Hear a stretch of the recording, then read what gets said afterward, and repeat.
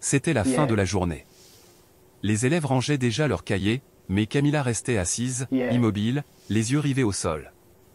Elle avait l'air triste, comme si quelque chose de grave allait arriver. Monsieur Esteban, toujours attentif à ses élèves, remarqua la détresse silencieuse de Camilla et décida de s'approcher d'elle. « Camilla. Je t'ai vu la tête baissée pendant tout le cours. Il s'est passé quelque chose ?»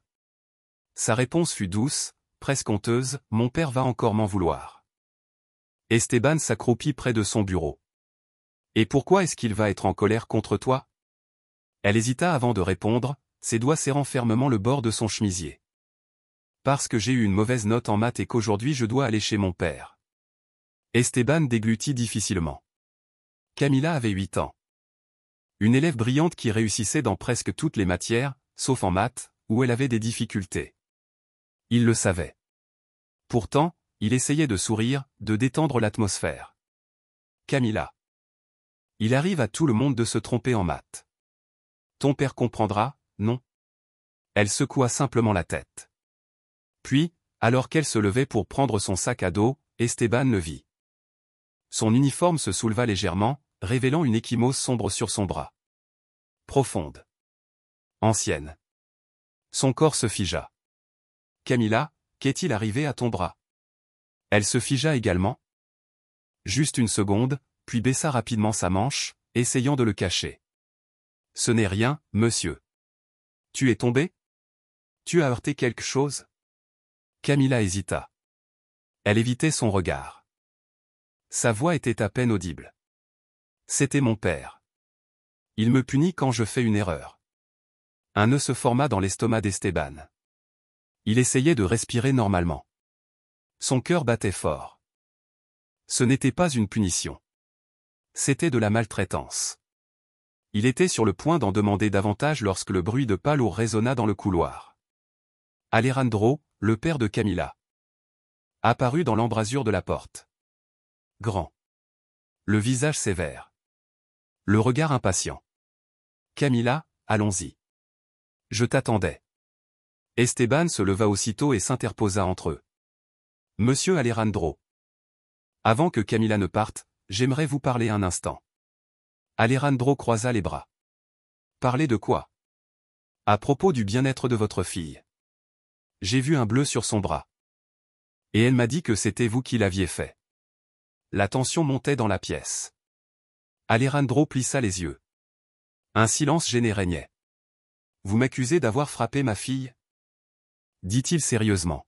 « Je dis que si ça arrive, je ne peux pas la laisser partir avec toi. »« Pas avant que ce soit éclairci, » répondit Esteban fermement.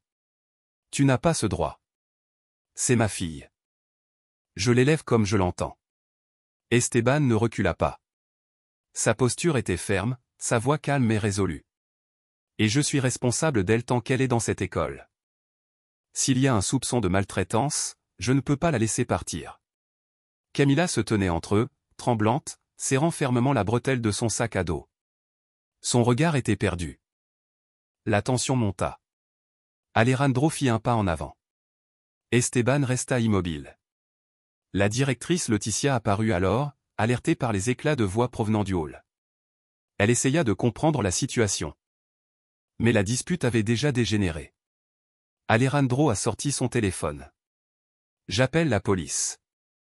C'est de la maltraitance. » « Parfait. Je t'appelle aussi. »« Laisse-les décider, » répondit Esteban. Les minutes qui suivirent furent un véritable tourbillon. Une patrouille arriva. 2 agents écoutèrent les 2 parties. Esteban montra l'ecchymose. Il expliqua ce que Camilla avait dit.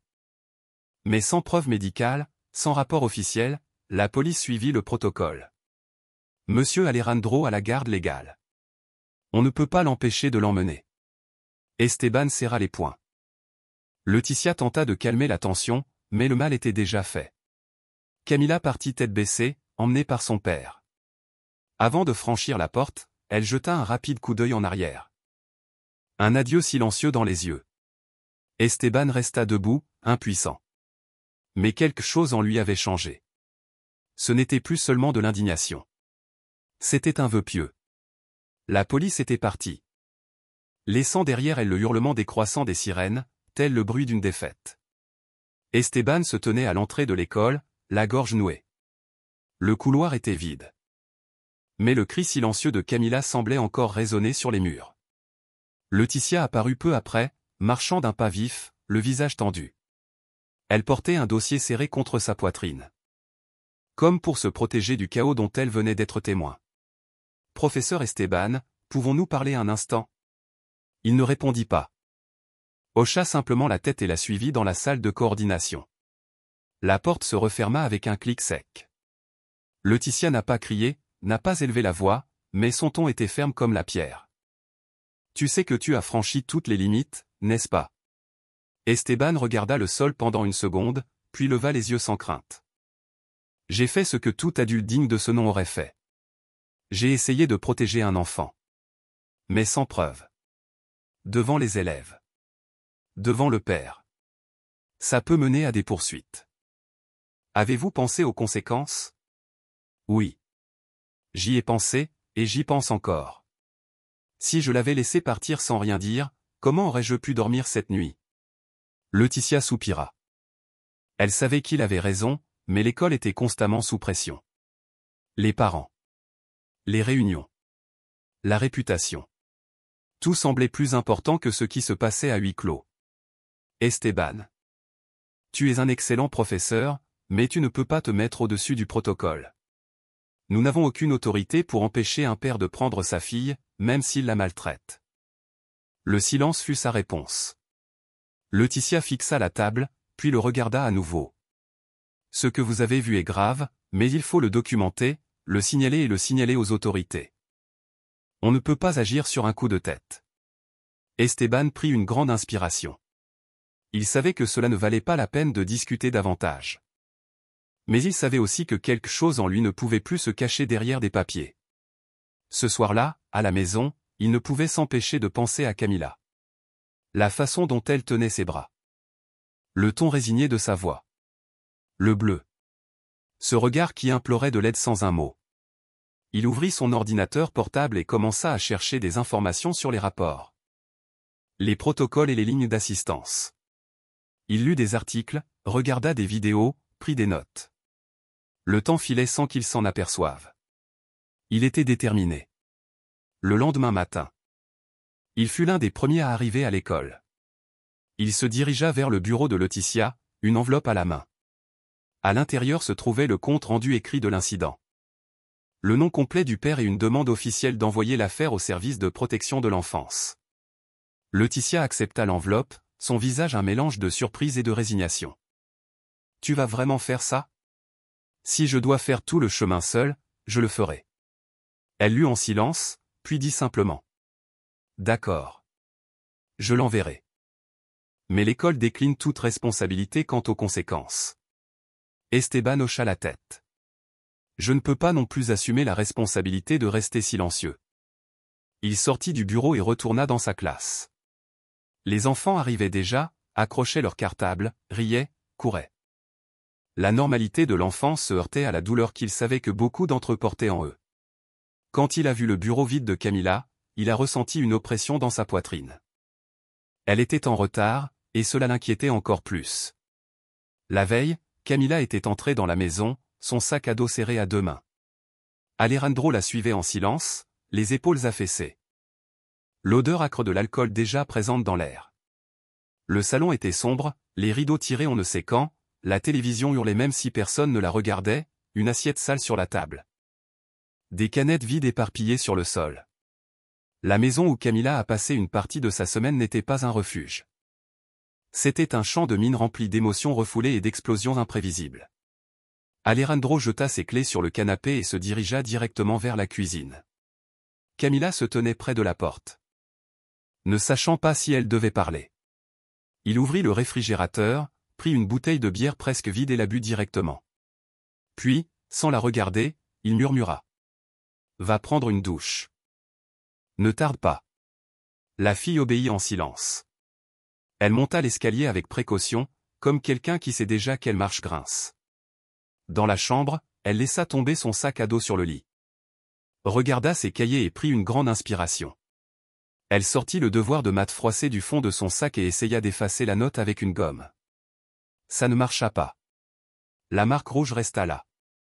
Impossible à effacer. Camilla savait qu'il n'y avait pas de cri plus fort que le silence de son père. La punition n'arrivait jamais au moment de l'erreur. Elle arrivait plus tard. Lorsqu'il était fatigué, triste ou en colère contre le monde. Elle ne savait plus quelle version de lui-même entrerait dans la pièce une fois les lumières éteintes. Plus tard, après son bain. Elle descendit, la serviette sur les épaules. Alejandro était assis sur le canapé, regardant la télévision, le regard perdu dans le vague. Camilla se tenait à côté de lui et parlait d'une voix à peine audible à cause du volume de la télévision. « Papa, est-ce que je peux étudier davantage les mathématiques demain avec Monsieur Esteban ?» Alejandro ne répondit pas tout de suite. Il se tourna lentement vers elle. « Pourquoi faire ? Pour échouer à nouveau ?» Elle baissa la tête et pressa ses doigts dans sa paume. « Je veux juste aller mieux. » L'homme soupira profondément, se leva lentement et prit le test des mains de sa fille. Il regarda la note. Puis baissa les yeux vers le bras de sa fille, celui-là même sur lequel il avait laissé une marque quelques jours plus tôt. L'espace d'une seconde, son regard vacilla. Mais il détourna rapidement le regard. « Va te coucher » murmura-t-il en se rasseyant. Camilla monta les escaliers les yeux pleins de larmes, mais elle ne cria pas. Elle ne le fit jamais. Elle garda tout pour elle. Elle se coucha sans dîner, serra l'oreiller contre elle comme quelqu'un qui s'accroche pour ne pas tomber, et murmura doucement pour que personne ne l'entende. « Je suis désolé. » De l'autre côté de la ville, Véronica quitta le travail, épuisée. Une usine de couture exiguë et bruyante où les heures s'écoulaient lentement et où les doigts ne cessaient de bouger. Elle monta dans le bus bondé. S'assit près de la fenêtre et consulta son téléphone. Pas de message. Pas de photos. Pas de nouvelles de sa fille. C'était comme ça presque chaque semaine. Camilla restait quelques jours avec Alejandro, puis revenait la voir, mais la vie de Véronica était si trépidante, si chargée, qu'elle avait à peine le temps de comprendre ce qui se passait à l'école. Et encore moins ce qui se passait dans la tête de sa fille. De retour chez elle, un appartement petit mais bien rangé, elle ôta ses chaussures et s'affala sur le canapé. Elle prit une photo de Camilla quand elle avait environ 4 ans, toutes deux souriantes, le visage couvert de peinture, après un après-midi de dessin. Elle poussa un long soupir et dit doucement. « Encore un peu, jusqu'à ce que j'obtienne ma promotion. Ensuite, tout ira mieux. » Mais le temps n'attend jamais les promesses différées. De retour chez Alejandro. Camilla dormait avec la lumière du couloir allumée. C'était le seul rayon de lumière qui lui permettait de se sentir moins seule. Cette nuit-là, le silence était le même, mais au fond d'elle. Une question commençait à se former. Y a-t-il un adulte qui voit réellement ce qui m'arrive? Le lendemain, Camilla arriva en retard à l'école. Elle ne courut pas avec ses camarades. Elle ne parla à personne. Elle ne rit pas. Elle s'assit au fond de la classe, ouvrit son cahier et passa presque tout son temps à fixer la page blanche. Esteban le remarqua. Ce n'était pas seulement le silence. C'était sa façon de tenir le crayon, comme si chaque lettre avait un prix, comme si elle ne voulait pas être vue. La jeune fille semblait repliée sur elle-même. Pendant le cours, Esteban lançait discrètement des regards dans sa direction. Rien d'évident, juste plus d'attention. Et c'est alors que tout le monde résolvait un problème au tableau qu'il se promena entre les bureaux et le vit. Sur la dernière page du carnet de Camilla, en minuscules lettres tremblantes, figurait une phrase. Désolé d'avoir mal respiré. Esteban s'arrêta un instant. Le temps s'arrêta. Les mots tremblaient sur la page comme un cri caché. Il continua de marcher. Faisant semblant que tout était normal, mais quelque chose en lui le faisait souffrir. Ce n'était pas une tristesse enfantine. C'était une profonde culpabilité ou une forme d'excuse qui ne devrait jamais exister. Aucun enfant de 8 ans ne devrait regretter d'exister. Pendant la récréation. Tandis que les autres élèves couraient dans la cour de récréation, Camilla était assise seule, son déjeuner intact sur les genoux. Esteban l'observait de loin sans intervenir. Il savait déjà qu'elle se fermait aux questions directes. Il lui fallait un autre moyen d'entrer. Plus tard, il écrivit dans son propre carnet. 3e jour. Silence constant. Évite tout contact. Phrase dans son carnet, désolé d'avoir mal respiré. Il commençait un disque. Il ne savait pas où il le mènerait, mais il savait qu'il devait rassembler des preuves, des faits. Quelque chose de concret. Les jours suivants, le schéma se poursuivit. Il observa sans attirer l'attention. Il prit des notes. Il remarqua que Camilla portait toujours des manches longues. Même les jours les plus chauds, qu'elle tressaillait au bruit soudain, qu'elle souriait sans montrer les dents, comme si sourire demandait un effort. Un jour, il la vit renverser accidentellement une bouteille d'eau et paniquer. Elle se mit à s'excuser sans cesse, les mains tremblantes et le visage rouge. Esteban s'agenouilla à côté d'elle et parla calmement. « Camilla, ça va. C'était juste de l'eau. » Mais elle n'arrêtait pas de le répéter. « Je suis désolé, je suis désolé. Je jure que ce n'était pas intentionnel. » Le professeur la calma, nettoya le désordre et la laissa respirer. En s'éloignant, il nota une autre note dans son carnet. Réaction excessive à une erreur courante. Signe de peur constante. Plus tard dans l'après-midi, il se rendit au bureau du directeur. Laetitia était assise, lisant les rapports comme d'habitude. Esteban frappa doucement et entra. « J'ai besoin de te parler de Camilla. » Laetitia leva les yeux, fatiguée. « Encore, Esteban ? » ?»« Oui. Et je continuerai à venir jusqu'à ce que quelqu'un d'autre voie ce que je vois. » Il lui montra quelques notes, parla du carnet, du comportement, des incidents répétés. Laetitia écouta attentivement. Mais sa réponse fut ferme. « Esteban, tu es enseignant. Pas assistant social. Pas policier. On a des protocoles. On peut signaler un cas aux services sociaux, mais ce n'est pas à toi d'enquêter. »« Alors, quelle est ma place ? » demanda-t-il. « À regarder et faire comme si de rien n'était ? Votre rôle est d'enseigner. De guider. De prendre soin des autres. Oui, mais avec des limites. » Esteban prit une grande inspiration, rangea son carnet, mais avant de partir, il dit une dernière chose. Si c'est la limite, alors il y a quelque chose qui ne va pas avec cette limite. Et il est sorti du bureau. Ce soir-là, chez lui, Esteban relut toutes ses notes. Il avait l'impression de marcher sur une corde raide. D'un côté, le risque d'aller trop loin. De l'autre, le risque de se taire. Camilla continuait d'aller à l'école. Elle restait silencieuse. Elle continuait d'écrire des choses qu'aucun enfant de son âge ne devrait écrire. Et Esteban continuait à tout écrire, même s'il le faisait seul. Le soleil tapait fort ce matin-là. Les enfants couraient comme d'habitude dans la cour de récréation, au son des rires et des cris. Camilla, cependant, observait de loin, assise sur la marche latérale menant au petit jardin de l'école. Son déjeuner encore intact à ses côtés, ses pieds se balançant nerveusement dans les airs. Esteban l'observait depuis la fenêtre de la salle des professeurs. Il s'était habitué à la voir toujours seule, toujours silencieuse. Mais quelque chose était différent ce matin-là. Elle semblait étourdie, lente. Ses yeux étaient rivés au sol, comme si le monde autour d'elle était trop loin. Et puis tout est arrivé. Un camarade de classe est passé en courant et l'a heurté accidentellement. Ce mouvement brusque a fait perdre l'équilibre à Camilla et l'a fait glisser dans les escaliers. Le bruit de son corps heurtant les marches était aigu. 1, 2, 3. Puis le silence. Esteban l'entendit de loin et courut. À son arrivée, il trouva Camilla allongée par terre. Le visage tourné vers le côté, les yeux mi-clos. Les autres enfants se pressaient autour d'elle, effrayés. « Faites de la place, tout le monde !» appelait la directrice. « Tout de suite !» cria-t-il en s'agenouillant à côté d'elle. Camilla respirait encore, mais elle était inconsciente. Sa tête saignait un peu, mais suffisamment pour alarmer n'importe quel adulte. La directrice Laetitia arriva immédiatement, pâle. « Appelle l'ambulance. Esteban, accompagne-la. Vas-y. Tout de suite. » Quelques minutes plus tard, les ambulanciers arrivèrent.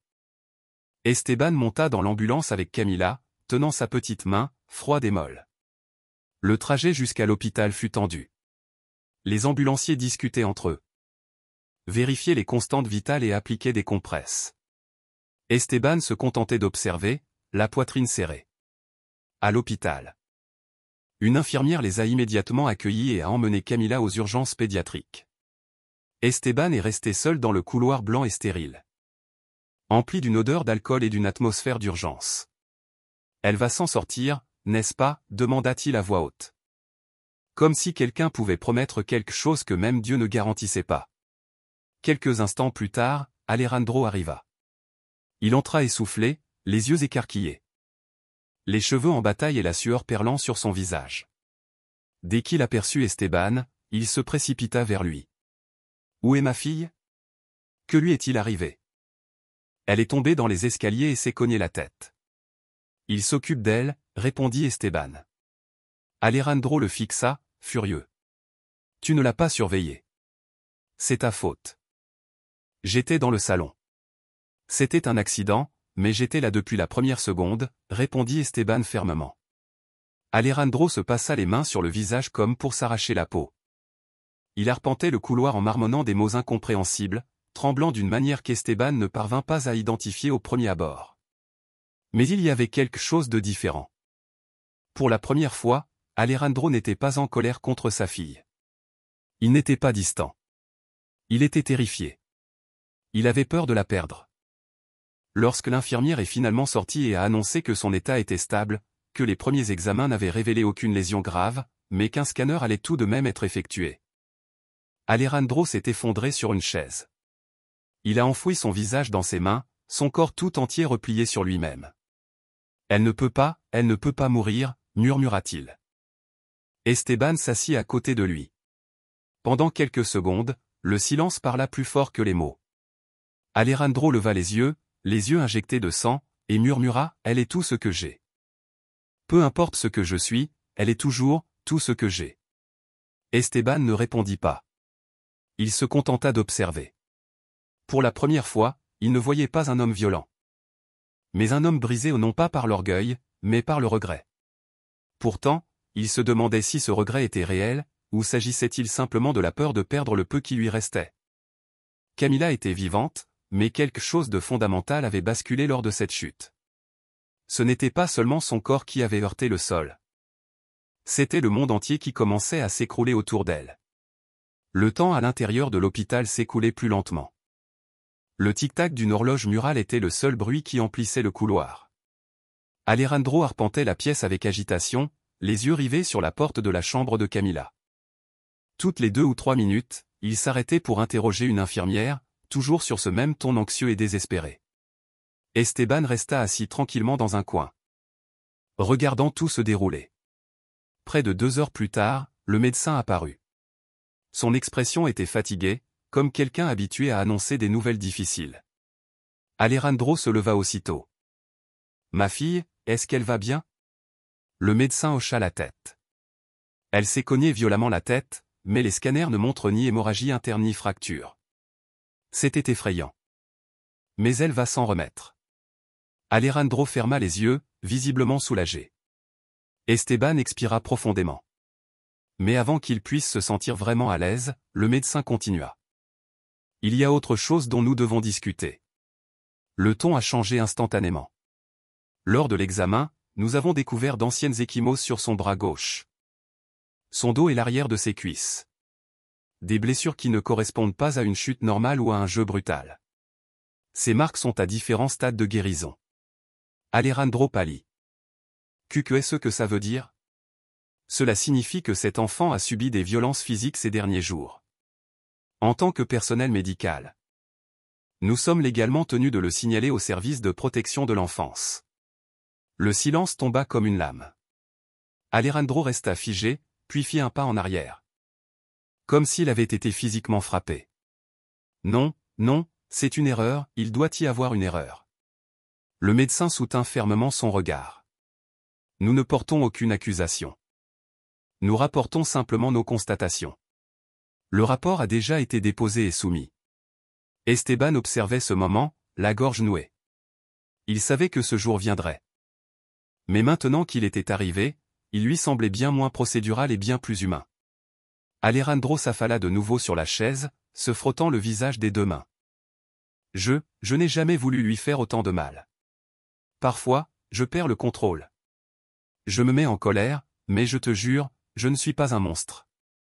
Esteban ne dit rien. Mais quelque chose dans son visage s'adoucit. Il vit un homme qui ne le niait pas. Qui ne fuyait pas. Qui, pour la première fois, semblait affronter les conséquences de ses actes. Le médecin est parti en posant sur la chaise un document contenant des instructions et un numéro de rapport. Esteban jeta un coup d'œil au papier, puis à Alejandro, toujours immobile. Cela n'efface pas ce que tu as fait, dit-il enfin. Mais c'est peut-être ta première chance de comprendre ce que tu peux encore faire. Alejandro n'a pas répondu. Il était sous le choc.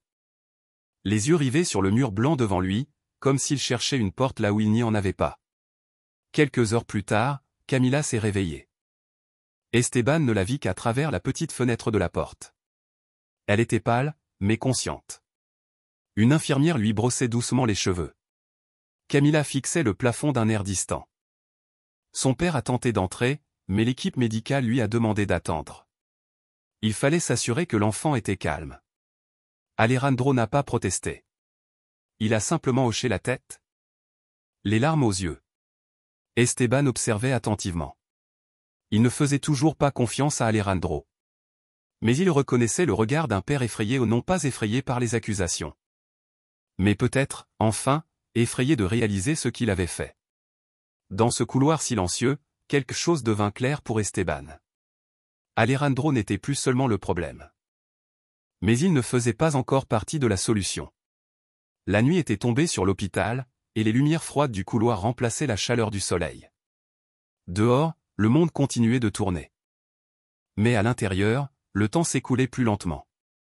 Camila dormait, son petit corps enveloppé dans des draps blancs, le visage apaisé, enfin apaisé. Pour la première fois depuis des jours. Sa poitrine se soulevait et s'abaissait sans tension, sans ses grands yeux effrayés. À l'extérieur de la pièce, Alejandro s'appuyait contre le mur, les épaules affaissées, le regard perdu. Esteban se tenait à côté de lui, une tasse de café froid à la main, qu'il n'avait pas touchée. Le silence entre eux avait duré plusieurs minutes, mais il n'était pas pesant. C'était le genre de silence qui précède les vérités difficiles à dire.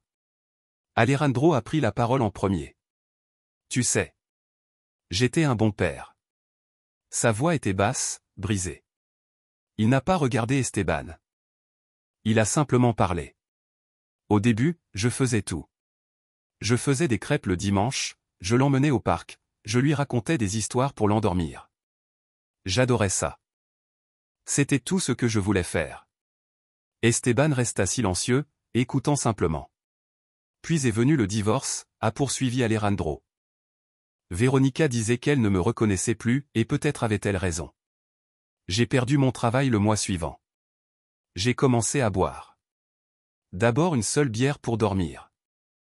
Puis c'est devenu une routine. Et quand j'ai réalisé, je n'avais plus de routine. Juste de la colère. Ses mains tremblaient. Il les frottait l'une contre l'autre.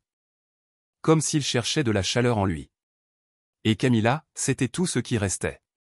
Et je l'ai transformée en punching ball. Toute ma frustration, toute ma rage, je l'ai déversée sur elle. Il s'arrêta et déglutit difficilement. Et le pire, professeur, c'est que je le savais. Chaque fois qu'elle me regardait avec peur, je le savais. Mais je me disais que ce n'était qu'une phase. Que je lui enseignais la discipline. Qu'elle devait apprendre. Je me mentais pour éviter de voir ce que je devenais. Esteban resta silencieux. Fixant la fenêtre sombre du couloir qui reflétait leurs deux silhouettes. Alejandro se tourna légèrement pour voir son propre reflet. L'homme dans le miroir paraissait plus vieux, plus usé, plus dur. Il se regarda un instant, puis dit, la voix brisée. Je n'aime plus la personne que je suis devenue. Le silence est revenu. Mais cette fois, c'est Esteban qui a parlé. Admettre que, c'est déjà plus que ce que la plupart des gens font. Alejandro baissa la tête. Camila ne mérite pas un père comme moi. Elle mérite quelqu'un de mieux. Elle mérite ça. Toisoyer cette personne, pas quelqu'un d'autre. Toi. Le père s'essuya les yeux du revers de la main. Le geste était brutal, mais sincère. Tu penses que je peux encore changer, demanda-t-il. Esteban prit une profonde inspiration. On ne peut pas revenir en arrière. Mais on peut avancer et faire les choses différemment. La porte de la chambre s'ouvrit lentement. Une infirmière en sortit avec un doux sourire. Elle dort paisiblement. Vous pouvez rester ici, mais s'il vous plaît, pas de bruit. Les deux hommes hochèrent la tête. Alejandro s'approcha lentement de la fenêtre. Il regarda sa fille. Elle paraissait si petite, si fragile, mais vivante.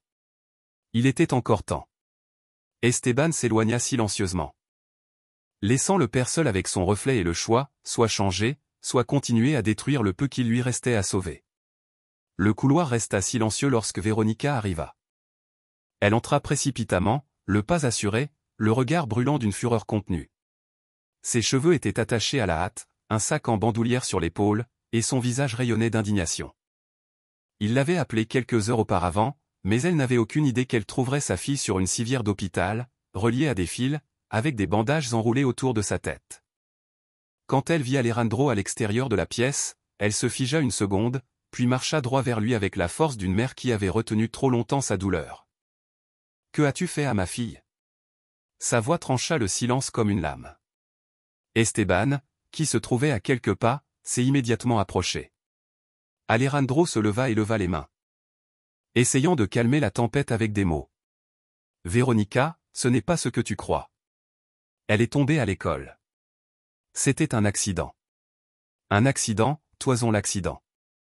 Depuis notre séparation. » Elle regarda vers la pièce, puis de nouveau vers lui. « Tu t'es noyé dans l'alcool.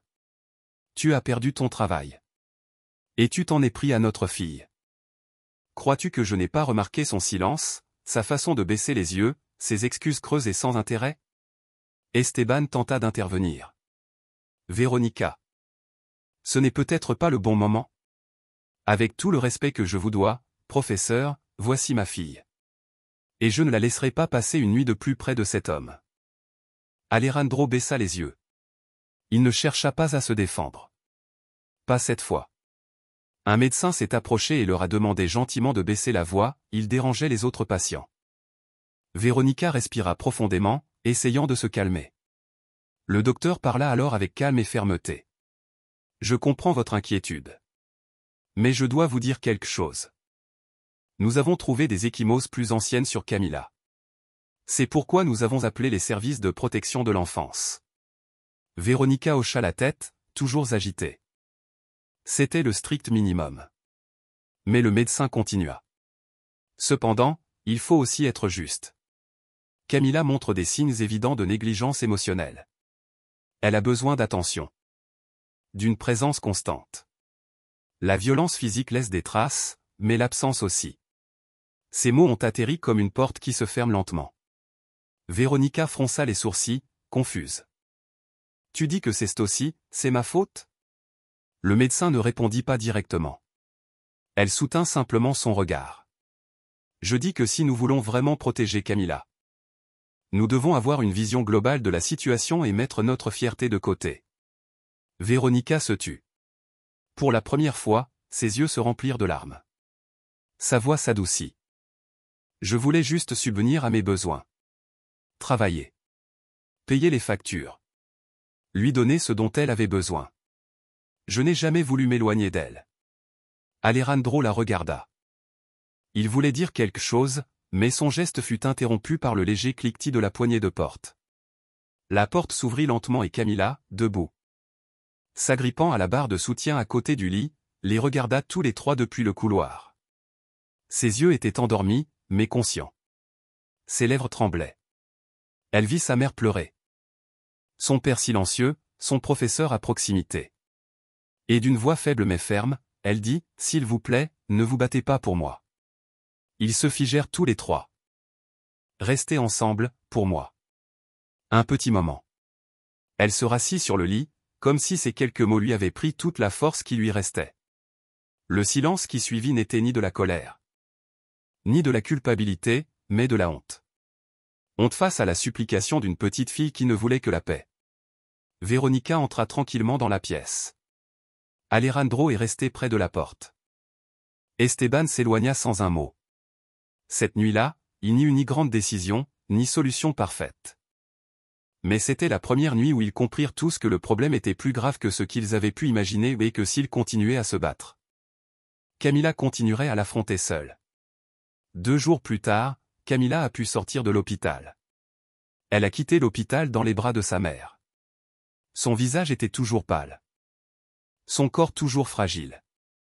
Alejandro se tenait sur le trottoir et regardait sa fille être emportée sans dire un mot.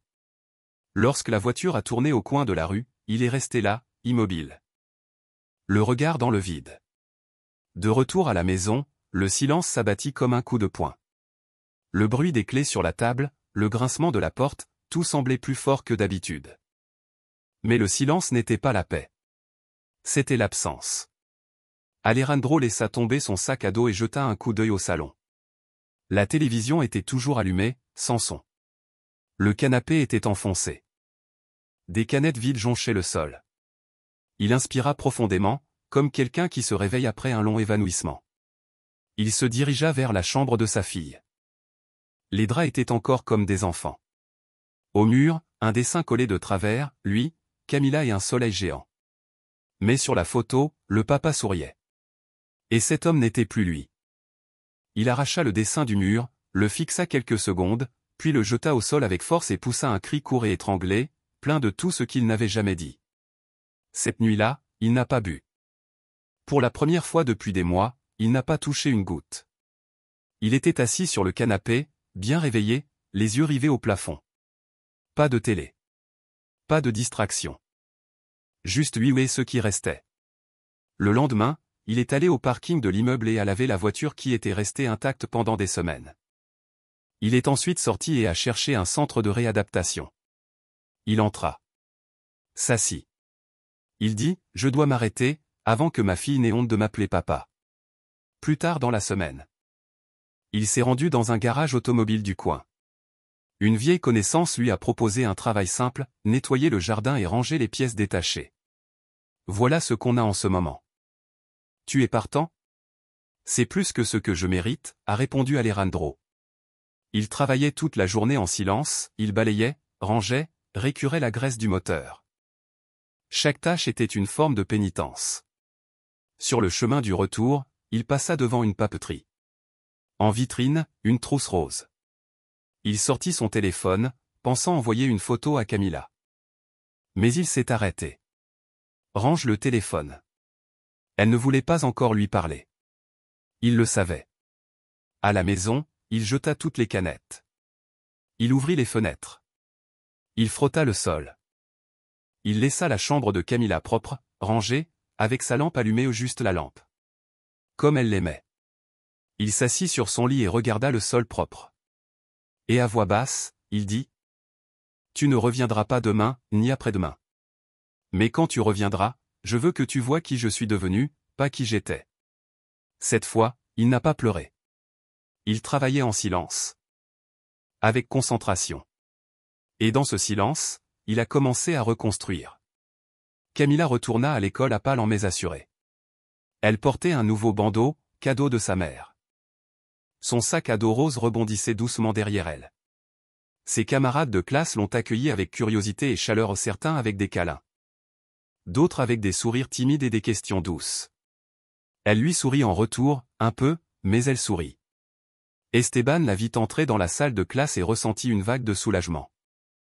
Il y avait encore une ombre dans son regard. Mais elle n'était plus la même fille qui regardait tout de haut. De temps en temps, elle levait les yeux. Répondait. Dessinait à nouveau. Pendant le cours d'art, tout le monde était occupé avec des crayons de couleur et des pages blanches. Camilla était concentrée. Ses petites mains dessinèrent soigneusement 2 visages côte à côte. L'un pleurait. L'autre souriait. Esteban marchait parmi les bureaux et s'arrêta à côté d'elle. « Camilla, veux-tu me dire ce que tu as dessiné ?» Elle réfléchit un instant. Puis tourna la page vers lui et pointa du doigt. « Voici mon père quand il est en colère, et voici lui quand on jouait. Quand il faisait encore des crêpes. » Esteban regarda les 2 visages. Silencieux. Ce n'était pas que des gribouillis, c'étaient des souvenirs, des contradictions. Camilla portait en elle la douloureuse dualité d'aimer quelqu'un qui l'avait blessée. Tout en aspirant à retrouver cet amour. Tu penses qu'ils vivent tous les deux dans le même père, demanda-t-il doucement. Elle hocha la tête. Parfois, je ne sais pas lequel est le vrai. Le professeur s'agenouilla à côté d'elle, tenant délicatement le dessin dans ses mains. Peut-être qu'il ne le sait pas non plus, dit-il doucement. Mais les gens peuvent changer, Camilla. S'ils le veulent vraiment, s'ils se battent pour cela. Elle ne répondit pas, mais ne nia pas non plus.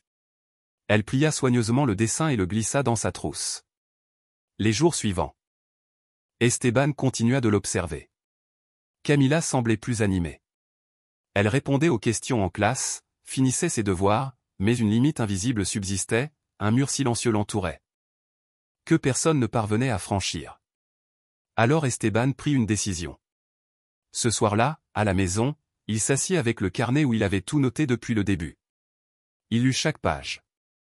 Chaque phrase écrite par Camilla, chaque réaction qu'il nota, chaque trace invisible qu'elle avait laissée. Puis il referma le carnet et décrocha le téléphone. Il a appelé Alejandro. À l'autre bout du fil, la voix était plus ferme qu'avant. « Professeur Alejandro, j'ai besoin de vous parler. Est-ce qu'il est arrivé quelque chose à Camilla ? » « Non. Elle va bien. C'est exactement pour ça que je t'appelle. » Silence. « Que veux-tu de moi, Esteban ? » Il prit une profonde inspiration. « Je veux savoir si tu changes vraiment. Parce que si c'est le cas, alors peut-être juste peut-être il y a une chance qu'un jour elle te pardonne. Pas par pitié, pas par obligation, mais parce qu'elle veut revoir le père qui souriait dans ses dessins. » Alejandro a mis du temps à répondre. « Je ne sais pas si j'y arriverai, dit-il finalement. Mais j'essaie. Je jure que j'essaie. » Esteban regarda par la fenêtre. La nuit était calme. Alors continue.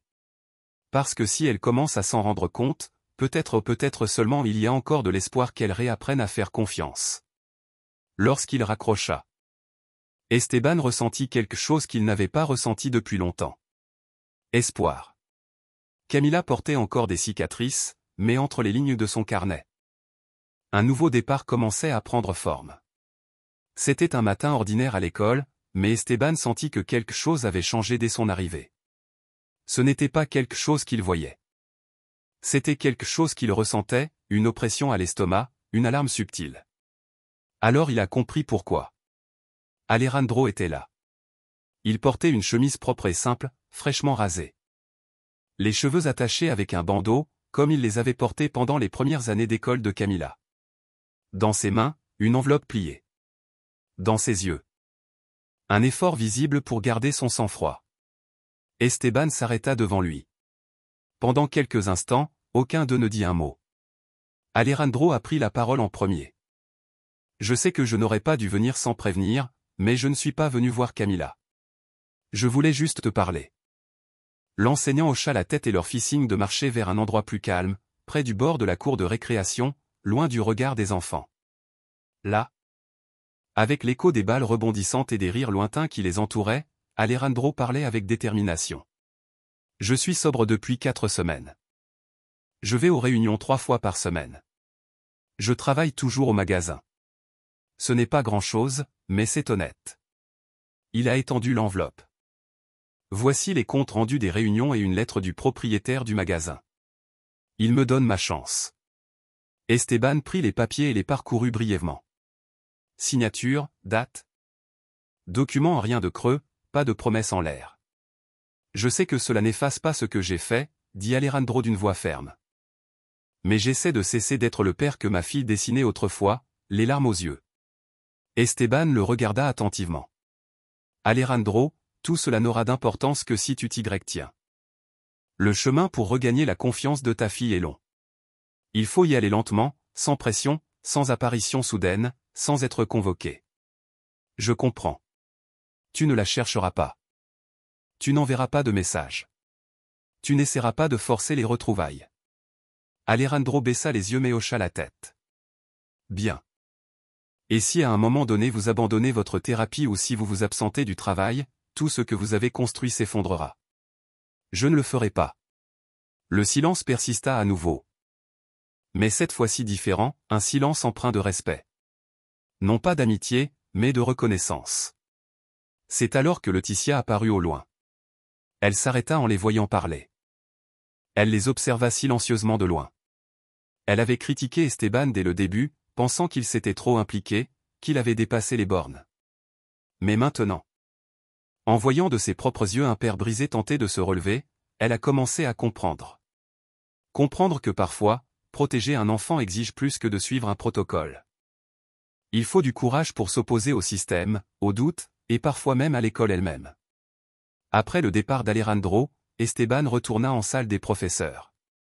Il rangea soigneusement les documents dans un tiroir. Il ne sourit pas, mais son cœur se sentit plus léger. Il était trop tôt pour célébrer. Mais pas trop tôt pour recommencer.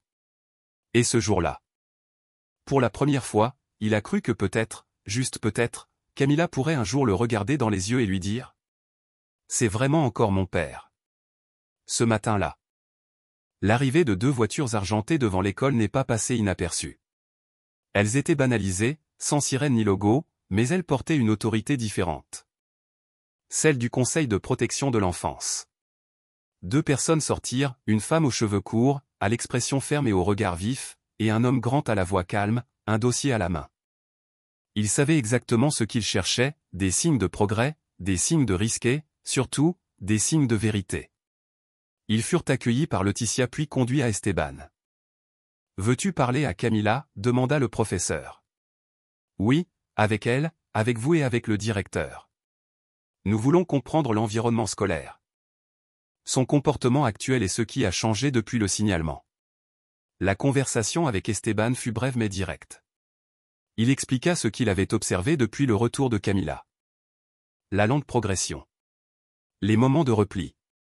Les dessins symboliques. Et la légère sensation de légèreté qui commençait à revenir. Puis ils se sont assis avec Camila dans une petite pièce aux fenêtres ouvertes. Elle ne s'est pas dérobée. Elle a répondu par des phrases courtes, mais sans crainte. Elle a dit qu'elle allait bien. Qu'elle aimait l'école maintenant, qu'elle préférait dormir la lumière éteinte, ce qu'elle n'avait jamais fait auparavant. Une amélioration subtile, mais réelle. Et puis vint la question à laquelle personne ne s'attendait. « Est-ce que quelqu'un te manque, Camila ?» demanda la femme du conseil. La fille marqua une pause. Elle joua avec la pointe de son crayon. Puis elle répondit. « Mon père me manque quand il était sage. » Ces mots restèrent en suspens pendant plusieurs secondes. Le conseiller prenait des notes. La femme se contentait de l'observer avec douceur. « Et tu penses qu'il peut redevenir bon ?» Camila haussa les épaules. « Il essaie, n'est-ce pas ?» Le professeur a dit qu'il essayait. C'était suffisant. En quittant l'école, les 2 conseillers ont discuté en privé avec Laetitia et Esteban. L'évaluation préliminaire était claire. Camila était en voie de guérison. Mais le lien avec son père subsistait, un lien qui ne s'était pas rompu, mais qui s'était simplement éloigné. Le même jour, les conseillers se sont rendus au domicile de Véronica. Elle les a accueillis poliment, même si la tension était palpable. Camila était dans sa chambre, en train de dessiner. La maison était propre et bien rangée.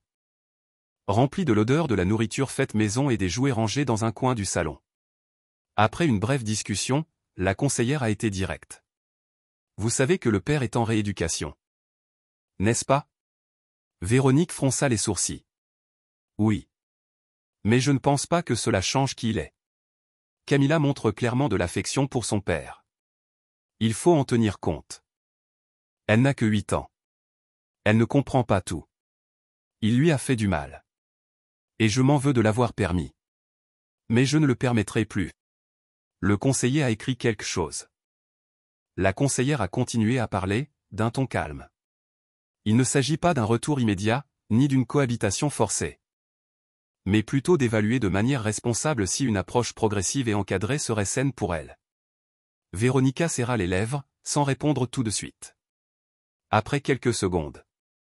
Elle a dit, « D'accord, évalue, mais je vais protéger ma fille avec tout ce que j'ai. » Cette nuit-là, Camila dormit paisiblement. Sur sa table de nuit, un nouveau dessin. C'était elle. Sa mère et un homme au loin, derrière un arbre. Il disait, s'il redevient bon, il pourra sortir de sa cachette. L'évaluation ne faisait que commencer. Mais ce qui était vraiment en jeu était le cœur d'une petite fille qui voulait croire à nouveau. la lettre est parvenue entre les mains d'Esteban. C'était simple, une enveloppe de couleur artisanale. Soigneusement pliée, sans adresse de retour. Mais le nom, Camila, écrit au centre d'une écriture ferme portait quelque chose qu'aucun mot seul ne pouvait exprimer. Regret. Alejandro avait remis l'enveloppe en personne à Esteban, sur le trottoir devant l'école à la fin d'un après-midi gris. Je ne demande rien. Juste qu'elle le lise. Juste ça. Esteban n'a pas répondu. Il prit simplement l'enveloppe, la glissa dans sa poche et hocha légèrement la tête. Ce soir-là, après la fin des cours, il a appelé Camila à part. La salle de classe était vide. Les cahiers avaient été rangés. Les bruits lointains de la récréation s'étaient estompés. Ils étaient assis ensemble à la réception. Camila. Ton père a écrit ceci pour toi. Il n'a pas demandé à te voir ni à te répondre. Il voulait juste que tu le lises. Elle prit l'enveloppe à deux mains, la fixa quelques secondes. Puis l'ouvrit lentement, comme si déchirer le papier risquait d'abîmer ce qu'il y avait à l'intérieur. Le contenu était bref. Ma fille, tu as parfaitement le droit de me détester. Et c'est peut-être le seul sentiment juste après tout ce que j'ai fait. Je n'écris pas pour demander pardon ou pour essayer de revenir. Je t'écris pour te dire que maintenant je vois tout ce que tu as traversé, tout ce que j'ai causé et la douleur que j'ai autrefois niée. Tu es la meilleure partie de moi-même. Et pourtant j'ai blessé cette partie. Je ne sais pas si tu voudras un jour me revoir. Mais si ce jour arrive, je promets que je ne serai plus cet homme. J'essaie de devenir un père que tu peux serrer dans tes bras sans crainte. C'est tout. Avec amour, même de loin. Papa. Camila lisait en silence. Pas de larmes. Pas de mots. Elle a glissé la feuille pliée dans sa trousse.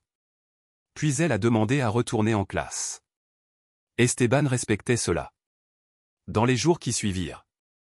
Elle était plus calme, mais pas triste. Réfléchie, comme quelqu'un qui recoue quelque chose de l'intérieur. 4 jours plus tard. Elle a remis à Esteban un dessin. Elle n'a rien dit. Il l'a juste placé dans ses mains avant de courir vers l'aire de jeu. Le professeur a ouvert le papier juste là. C'était elle.